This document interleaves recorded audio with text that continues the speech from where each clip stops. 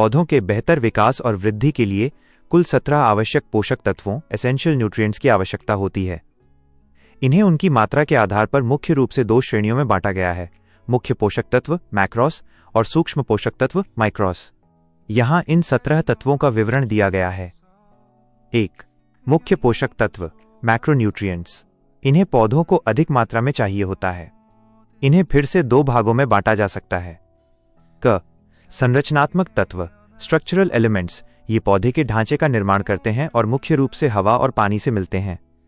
1. Carbon carbon. 2. Hydrogen hydrogen. 3. Oxygen oxygen. ख. प्राथमिक पोषक तत्व प्राइमरी न्यूट्रिएंट्स 3. Nitrogen nitrogen. पत्तों की वृद्धि और हरे रंग क्लोरोफिल के लिए जरूरी। 4. Phosphorus phosphorus. जड़ों के विकास, फूलों और बीजों के बनने के लिए अनिवार्य। 5. Potassium potassium. रोगों से लड़ने की क्षमता और फल की गुणवत्ता सुधारने के लिए।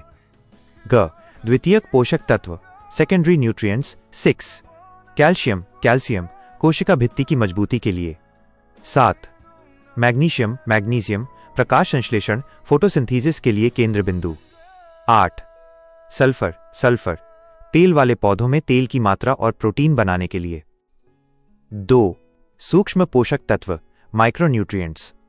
इनकी आवश्यकता बहुत कम मात्रा में होती है, लेकिन इनकी कमी से पौधे की वृद्धि रुक सकती है।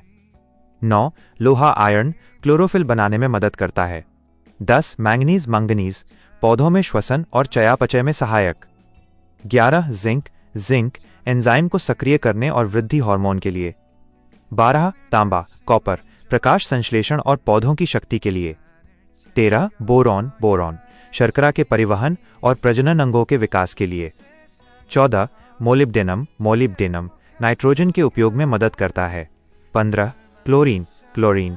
पानी के संतुलन और प्रकाश संश्लेषण के लिए। 16. निकल निकल। यूरिया के पाचन में महत्वपूर्ण भूमिका।